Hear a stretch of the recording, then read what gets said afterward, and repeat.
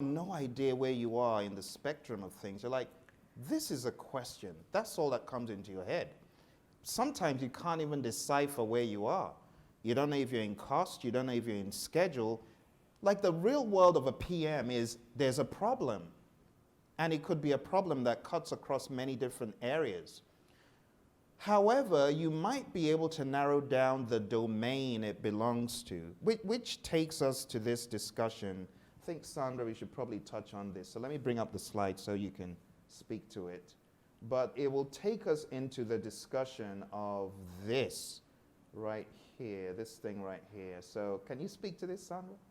Sure. So if we think about PMP training, there are 49 processes involved with PMP. They'll put the processes in a matrix, and engineers love matrices. It's just nice and organized. So across the top of this matrix are your 5 process groups: initiating, planning, executing, monitoring, controlling, and closing. One thing to remember is even though this is shown linearly, there can be repeat loops within this. So you obviously have to start with initiating, because otherwise you don't start. But you're planning, you're executing. That doesn't mean that you never go back to planning after executing.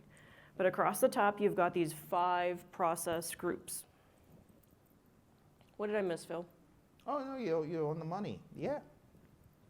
So the 5 process groups, I mean, there's a mnemonic. If you wanted to write it down, it's I prefer extra money cash.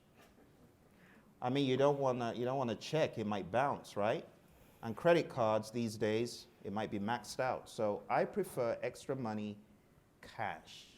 Or if you live up north and you really like fresh fruit and the season is really short, I prefer eating mangoes chilled.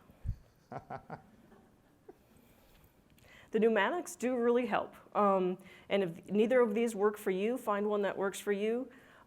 For the process groups, as well as for some knowledge areas that we'll hit next, the mnemonics do really help. It's like, where am I? Oh, yeah. What are those silly things? The mnemonics, they really help. Yeah, mangoes or money, which one? Choose, choose between them.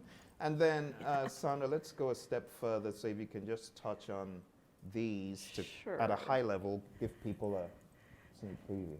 Now, this is the knowledge area. Of that matrix I was talking about, we had the groups up top. The knowledge areas go down along the bottom. So this is going to be the titles of all your rows in that matrix, and then that creates where your 49 processes are going to fit.